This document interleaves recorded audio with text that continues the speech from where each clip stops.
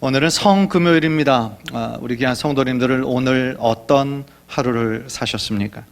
저는 오늘 가장 많이 제 마음속에 떠올랐던 찬양이 오늘 새벽에 함께 불렀던 거기 너 있었는가 라는 그런 찬양이었어요. 계속 걸을 때 또한 사무실에서 있을 때도 계속해서 거기 너 있었는가 라는 그 고백이, 그 음성이 들리는 것처럼, 그래서 만약에 내가 그 자리에 있었다라고 한다면, 십자가의 현장에 내가 있었다라고 한다면 나는 과연 어떤 부류의 사람이었을까를 한번 곰곰이 생각해 보았습니다. 예수님의 죽음을 안타까워하면서 눈물을 흘리던 사람들의 하나였을까? 아니면 예수의 죽음을 당연하게 여기는 성난 무리 중에 한 사람이었을까? 아니면 예수님을 믿는 마음은 있지만 또 유대인들이 두려워서 십자가 가까이 있지 못하고 멀리 서서 먼 발치에서 예수님을 바라본 사람은 아니었을까? 그런 생각을 해봤어요. 거기에 대한 답은 물론 제가 정확하게 알 수 없죠. 그러나 중요한 것은 제가 지금 여기 서 있는 그것이 하나님의 은혜로 구원받았고 더 나아가 하나님의 말씀을 전할 수 있는 사역자로 부름받았다라는 그 사실에 너무너무 감사하는 그런 하루였습니다. 사실은 나의 공로는 아무것도 없는 것이죠. 오직 전적인 하나님의 은혜였고, 오늘 이 금요일, 성금요일 예수님께서 십자가에서 이루신 구원의 사건으로 인해서 바로 우리들 모두가 구원받은 하나님의 자녀가 되었다라는 사실인 것이죠. 그런 면에서 오늘 성금요일 저녁에 오늘 본문에 나타난 것처럼 예수님께서 십자가 위에서 돌아가시기 전에 하셨던 마지막 말씀과 또한 죽음 이후에 일어난 일들을 우리가 함께 묵상해 보면서 주님의 그 은혜를 나누는 복된 시간이 되시기를 소원합니다. 예수님께서 십자가에 못 박히신 사건은 오전 9시에 일어났습니다. 그리고 오늘 본문 그 45절에 나오는 6시는 오늘날의 6시가 아니라 그 유대인으로는 정오 12시를 의미합니다. 그러니까 예수님께서는 오전 9시에 십자가에 못 박히셨고 오후 3시까지 6시간 동안 찢겨지는 육체적인 고통과 또한 어둠보다 더 심한 하나님과의 영적 단절을 경험하는 그런 너무나 처절한 시간이셨다라는 거예요. 그 처절한 고통을 예수님께서는 모두 다 감당하시고 인내하셨다라는 것이죠. 그리고 예수님께서 십자가에 매달리신 그 정오부터 3시까지, 12시부터 3시까지 온 땅에 어둠이 임했다라고 증언합니다. 어떻게 보면 하루에 가장 밝을 시간이 12시부터 3시예요. 그런데 그 시간에 흑암이 임했다라는 것은 무슨 의미일까요? 바로 인간의 죄에 대한 하나님의 심판의 시간이었던 것이죠. 바로 그 시간에 예수님께서는 엘리 엘리 라마 사박다니 그렇게 절규하십니다.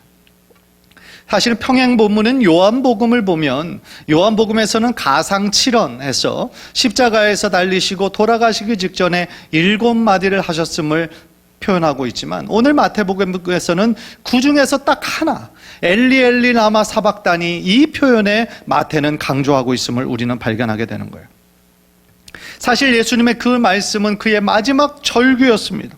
그리고 십자가에서 겪으셔야 했던 어떤 육체적인 고통보다 더 큰 고통이었어요. 여러분은 왜 그 이유를 아십니까? 예수님께서는 지금 하나님 아버지가 자기 자신을 버리셨음을, 그리고 자기 자신과 연결되어 있던 것에서 완전히 단절해버린 것을 너무너무 잘 느끼고 있었기 때문입니다. 그 시간만큼은 언제나 창세 이전부터 함께 하셨던 이 성부 하나님과 성자 예수님이 언제나 모든 사역에 함께 하셨지만, 바로 십자가에서 그 순간만큼은 모든 인류의 죄를 짊어진 대표의 그 죄인으로 지금 간주하셨기 때문에 그렇습니다. 그래서 예수님은 그 아버지를 그렇게 목 놓아 부르신 거예요. 왜 나를 버리셨습니까? 그러나 하나님은 끝까지 그의 아들에게 침묵하셨어요. 그 순간이 예수님에게는 가장 고통스러운 시간이었습니다. 그리고 그것이 바로 예수님께서 겟세마네 동산에서 그렇게 피하려고만 했던 쓴 잔의 실체였던 것이죠. 또한 그 순간은 하나님 아버지께도 큰 고통의 시간이었을 거예요. 왜냐하면 예수 그리스도의 아버지로서 사랑하는 아들에게 침묵할 수밖에 없는 엄청난 고통의 시간이었기 때문에 그렇습니다. 그 순간만큼은 예수님은 하나님의 아들이 아닌 거예요. 우리 모든 인류의 죄를 책임진 인류의 대표였던 거예요. 그래서 거룩하신 하나님은 아들의 그 부르짖음을 듣고도 애써 외면할 수밖에 없었던 것입니다. 우리는 여기에서 예수님은 사랑하시지만, 우리 인류, 우리 모든 사람은 사랑하시지만 이 죄의 문제만큼은 철저하게 다루셔야 하는 하나님의 공의의 성품을 우리가 발견하게 됩니다.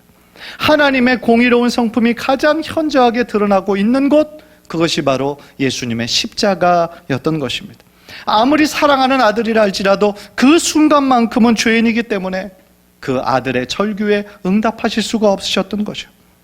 이것이 바로 성금요일 십자가 위에서 일어난 십자가 사건이었습니다. 우리의 죄로 인해서, 우리의 죄악으로 인해서 하나님으로부터 멀어졌고 하나님과의 관계가 완전히 단절되었었던 하나님과의 관계가 바로 예수님의 십자가로 인해 회복이 된 사건인 것이죠. 예수님께서 친히 화목제물이 되어주셔서 자신의 생명을 흠없는 어린 양으로 주심으로 말미암아 하나님, 우리의 죄로 인해 하나님으로부터 멀어졌던 그 엄청난 공간을 예수의 십자가가 바로 다리 역할을 감당해 주셨다라는 것입니다. 사실 그 십자가는 우리가 죽어야 하는 자리였어요. 예수님은 아무런 죄가 없으신 분이셨는데 우리는 죄의 싹은 사망이기 때문에 우리가 그 자리에서 죽었어야 됐지만, 죄가 하나도 없으신 그분이 친히 죄인이 되어서 우리의 죄를 다 자신의 어깨 위에 짊어지시고 그 십자가에서 마지막 호흡까지 우리를 위하여 흘려주셨다는 거예요. 얼마나 감사한 일입니까?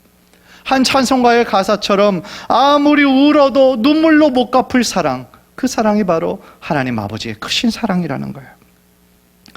혹시 예수님께서 십자가로 인해서 우리와 하나님과의 막힌 담을 허물어 주시고 멀어졌던 우리의 관계를 회복시켜 주셨는데도 불구하고 여전히 우리들의 죄로 인해서, 또한 우리들의 영적 게으름과 태만으로 인해서 지금 하나님과의 관계가 혹시 멀어진 분이 계십니까? 오늘 이 시간을 통하여 진심으로 회개하는 시간이 되기를 원합니다. 야고보서 4장 8절에 하나님을 가까이 할 때 하나님께서 우리를 가까이 하신다라고 약속해 주십니다. 우리가 하나님께 더욱더 가까이 가려고 하나님의 말씀을 듣고 또한 지키려고 노력하면 노력할수록 하나님은 멀리 계신 분이 아니라 우리와 함께 늘 함께 동행하시는 임마누엘의 하나님을 체험하게 될 줄 믿습니다. 간절히 바라기는 오늘 이 시간 우리가 이 주님의 말씀 붙잡고 성금요일 주님의 그 사랑의 십자가 붙잡고 다시 한번 뜨겁게 기도하는 그 시간 가운데서도 정말 하나님의 거룩한 임재 가운데 우리를 새롭게 하시고 다시 한번 하나님께 더 가까이 나오기를 원하시는 하나님의 크신 사랑에 믿음으로 아멘으로 화답하며 주님 앞에 나아가는 귀한 성도님들 모두 되시기를 주님의 이름으로 간절히 축원합니다. 또 오늘 본문은요, 십자가의 그 죽음과 함께 일어난 사건을 우리들에게 설명하고 있죠. 51절을 보니까 예수님께서 운명하셨을 때 성소의 휘장이 위에서부터 아래까지 완전히 찢어져서 둘이 되었다라고 말씀하고 있어요. 이것은 우리가 잘 알고 있는 대로 예수님의 그 십자가 사건으로 인해서 구약의 모든 제사 제도가 폐지되었음을 우리들에게 말씀하고 계시죠. 구약시대까지는 제사장이라고 하는 어떤 중보자, 중재자를 통하여서 하나님께 나아갔어야 됐지만 이제 예수 그리스도께서 십자가에서 친히 대제사장으로 또한 흠없는 어린 양으로 화목제물이 되어주심으로 말미암아 하나님께 직접 나아갈 수 있는 그 길이 우리들에게 활짝 열렸음을 상징해주는 그런 사건이었다는 거예요. 얼마나 큰 은혜이고 축복입니까? 우리가 지금 이렇게 주님의 전에 나와서 하나님 앞에 예배하고 하나님께 기도할 수 있음이 바로 십자가 사건으로 인해 우리들에게 주어진 귀한 특권이라는 거예요. 히브리서 10장 19절 20절 한번 여러분들 한번 보시겠어요? 히브리서 10장 19절 20절 우리 한번 화면을 통해서 다 함께 읽읍시다. 시작. 그러므로 형제들아 우리가 예수의 피를 힘입어 성소에 들어갈 담력을 얻었나니 그 길은 우리를 위하여 휘장 가운데로 열어놓으신 새로운 살 길이요 휘장은 곧 그의 육체니라. 아멘. 우리가 방금 전에 성만찬 할 때도 불렀던 찬양처럼 우리가 예수의 피를 힘입어 보혈의 능력을 힘입어 하나님의 임재로 나아갈 수 있는 전혀 새로운 길이 우리들에게 열렸다라는 뜻이에요. 예수 그리스도의 피로 인해 우리들에게 새로운 그 길은 바로 우리에게 살 길이라는 것이죠. 구약에서는요, 하나님의 정하신 방법으로만, 하나님께서 정하신 장소에서만 하나님께 나아갈 수가 있었어요. 출애굽의 그 광야 시대에 그 만나를 경험했던 그 만나 세대, 그리고 사무엘이 다스렸을 때 그 미스바의 회개 집회에서 하나님 앞에 다시 한번 헌신하며 나아갔던 미스바 세대에서도요, 하나님께서 뭐를 통해 말씀하시냐면은 성막을 통해 말씀하신 거예요. 그래서 하나님의 그 뜻을 듣고자 하는 사람들 다 성막으로 나올 수밖에 없었죠. 그리고 왕정시대, 500년 동안 이어졌던 왕정시대에서는 성전에서 하나님께서 사람들을 만나 주신 거예요. 그러나 이제는요, 우리에게 보내주신 그 메시아 예수 그리스도를 믿음으로 말미암아 이제 우리는 어떤 장소에서도 또한 어떤 중보자도 거치지 않고 어느 곳이든지 어느 시간이든지 하나님께 나아갈 수가 있다라는 거예요. 이것이 얼마나 큰 특권이냐는 것이죠.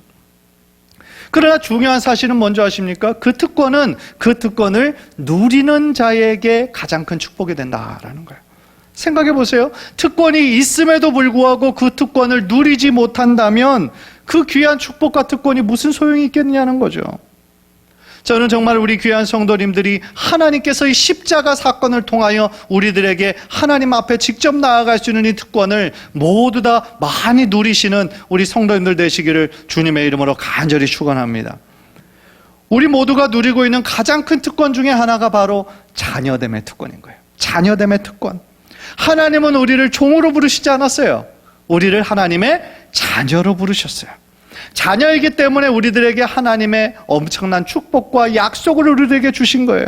그리고 하나님 나라의 상속권까지 우리들에게 주신 거예요. 만약에 우리들을 종으로 부르셨다고 한다면 하나님 나라를 상속할 수 있는 상속자로서의 권세를 주시겠어요? 아니라는 것이죠. 따라서 우리들의 올바른 신분은 무엇입니까? 바로 만왕의 왕이신 왕의 자녀들인 거예요. 왕의 자녀들. 따라서 우리가 왕의 자녀답게 더욱더 이 땅 가운데서 주님 주신 힘으로 담대한 마음으로 당당하게 정말 이 세상을 승리하며 살아나가는 우리 귀한 성도님들 되시기를 주님의 이름으로 간절히 축원합니다. 또한 52절을 보니까요, 예수님께서 운명하실 때에 죽은 성도들이 무덤에서 일어난 사건이 나와요. 놀라운 사건이죠. 이 사건은요, 단순히 예수님의 죽음이 단순한 죽음이 아니라 죄와 허물로 말미암아 영원한 사망을 당해야 했던 우리들을 살리기 위한 대속적인 죽음이었음을 선언하고 있는 것이죠. 즉 사망과 죽음의 권세를 깨트리시고 우리들에게 뭐의 길을 열어주신 거예요? 부활의 길을 우리들에게 열어주셨다라는 것이죠. 다시 말하면 예수님께서 부활의 첫 열매가 되심으로 말미암아 우리 성도들도 죽음 이후에 죽음이 끝이 아니라 다시 부활할 것이라는 증거가 되어주시고 확증이 되어주셨다라는 거예요. 따라서요, 성도의 이 세상에서의 죽음은 끝이 아니라는 겁니다. 영원한 이별이 아니라 잠깐의 이별이요, 우리는 다시 만나 영원한 그 사랑의 교제를 나눌 것이라고 하는 참된 증거가 바로 예수님의 십자가 사건을 통하여 우리들에게 보여주고 계시다라는 거예요. 마지막으로 오늘 본문의 55절, 56절을 보면은요, 예수님의 십자가에서 마지막까지 그 자리를 지키던 자들, 예수님의 제자가 아니었어요. 예수님의 제자가 아니라 여성들이었어요. 그렇다면 예수님과 3년 동안이나 함께 동거동락했던 예수님의 제자들은 그럼 지금 어디에 가 있습니까? 그들은 예수님께서 체포당하시는 그날 밤 모두 다 뿔뿔이 흩어졌어요. 심지어 예수님의 수제자인 베드로도 그 예수를 부인하고 그 자리에 있지 않았죠. 육체적으로 남성들보다 연약하고 당시 사회적으로 약자였던 그 여성들은 어떻게 했어요? 끝까지 예수님의 뒤를 쫓아 그의 임종을 지켜보았다라는 것은 우리들에게 참 큰 도전이 되는 것이죠. 사랑하는 성도 여러분, 참된 신앙의 자세가 무엇이라고 생각하십니까? 말로만 주님을 따른다 하면서도 실제적으로 어떤 위험과 고난이 닥칠 때에 그 자리에 우리가 주님과 함께 하지 않는다면 그것은 참된 신앙의 자세라고 말할 수 없을 거예요. 입으로는 예수님을 믿는다 하면서 실제적으로 정말 주님과 함께 되는 그 시간에 우리가 주님을 부인하고 세상으로 피해버린다면 주님께서 우리들의 모습을 보시고 얼마나 탄식하면서 안타까워하시겠습니까? 오히려 오늘 본문에 나왔던 이 여성들처럼 자신들의 힘으로는 할 수 있는 것이 아무것도 없어요. 그러나 자신이 할 수 있는 최대한의 사랑을 다해서 헌신하면서 주님을 향한 그 사랑을 실천하는 것이야말로 주님을 따르는 우리 모두가 행하고 실천해야 할 바라는 것입니다. 어제 저녁 때쯤에 김병훈 선교사님, 미얀마의 김병훈 선교사님과 카톡으로 통화를 했어요. 그래서 전화 통화를 꽤 길게 하면서 참 제 마음에 참 큰 감동을 받았습니다. 그리고 이 선교사님 정말 선교사님이시구나, 제가 느낄 수가 있었어요. 제가 이제 사실은 그렇게 연락을 드린 것이 며칠 전에 이제 뉴스를 보니까 미얀마의 사태가 점점 더 심각해지잖아요. 그래서 그곳에서 지금 500명 이상이 지금 죽임당하고 또 총을 그냥 지나가면서 그 어떤 집에다도 막 총을 발사하고, 그러면서 이제 그 한국 대사관이 이렇게 좀 경고를 하는 거죠. 그래서 현지에 있는 한국인들도 지금 굉장히 좀 위험한 상태에 이를 수가 있다. 그래서 한국에서 지금 특별 항공기를 마련해서 한국 교민들 좀 미얀마에서 이렇게 안전하게 돌아오게 하는 그 대책을 강구하고 있다. 그 뉴스를 제가 KBS 9시 뉴스에서 봤거든요. 그래서 그 이야기를 들으니까 마음에 참 걱정이 되죠. 왜냐하면 새 자녀도 있고 아내도 있고 가정의 또 가장이잖아요. 그리고 지금 거기에서 제 생각에는 지금 사역을 할 수 없지 않을까, 저는 이제 그렇게 생각을 한 거죠. 지금 이렇게 내전 직전에 있는 막 너무너무 혼란스러운 상태인데 아마 집에서 기도밖에 할 수 있는 것이 없지 않을까, 그런 생각을 했거든요. 그래서 제가 어머님 권사님에게 지금 제 마음이 그런데 혹시 선교사님에게 이렇게 어차피 기도로 우리가 집중할 수 있는 것이라고 한다면 그래도 좀 한국에 나와서 안전한 곳에서 함께 좀 기도로 동역하는 그 일에 함께 집중하면 어떨까. 그래서 제 마음을 그냥 얘기한 거죠. 왜냐하면 안전이 좀 걱정이 돼서. 그런데 그 선교사님이 하는 말씀이 작년에 이제 코로나가 제일 처음 왔을 때는 정말 힘들었다는 거예요. 그래서 사역에 막 길이 막 다 막히고 할 수 있는 것도 없고, 그래서 작년에 정말로 이거 한국에 돌아와야 되는 것은 아닌가, 그런 고민을 많이 했다는 거예요. 그런데 지금은 아니라는 거예요. 오히려 지금은요, 자신이 지금 거기에 꼭 있어야 된다라는 거예요. 현지에 많은 사람들이 지금 자기를 너무 많이 의지하고 있다는 거예요. 많이 의지하고 있고 최근에서야 마음을 활짝 열기 시작했다는 거예요. 몇 년 전에 개척한 교회가 지금 시골에 막 있는데 제일 처음에는 자신들을 거들떠보지도 않았다는 거예요. 왜냐하면 불교로 뿌리 깊은 곳이잖아요, 미얀마가. 그런데 지금은 너무 상황이 달라지고 있다는 거예요.